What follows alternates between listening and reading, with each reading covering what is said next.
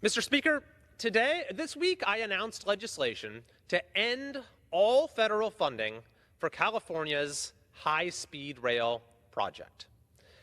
This bill will make the project ineligible to receive any federal funding going forward. Simply put, it is time to stop throwing good money after bad. Currently, there remains a $100 billion funding shortfall for the train. This is in the estimation of the High-Speed Rail Authority's own officials. There is no viable plan for making up this gap other than continuing to demand it from taxpayers. And there is simply no way to justify further expense to state or federal taxpayers when even the New York Times reports that the project isn't on track to be completed this century, not on track to be completed this century. The billions in federal funding that have gone to the non-existent train is all the worse considering the condition of California's roads and other transportation infrastructure, which rank among the very worst in the country. Once we have high-speed rail off the table, we'll be able to focus on our real transportation needs when it comes to federal funds.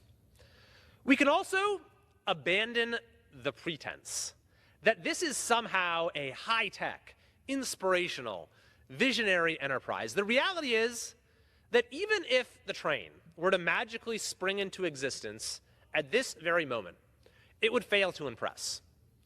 As we speak, Waymo is providing thousands upon thousands of driverless rides every week in Los Angeles and San Francisco. Tesla has autopilot and self-driving software deployed on millions of vehicles. When it comes to trains, China is working on one that they expect to be completed this decade that will go 1,000 kilometers per hour. That's 3 times longer than California high-speed rail is supposed to go. We need to stop pretending that the technology of the 1990s is somehow futuristic. But we need to plan for the future that truly awaits us.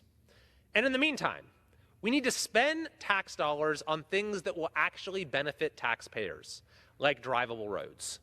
That is why I am introducing this legislation to end California's high-speed rail disaster once and for all.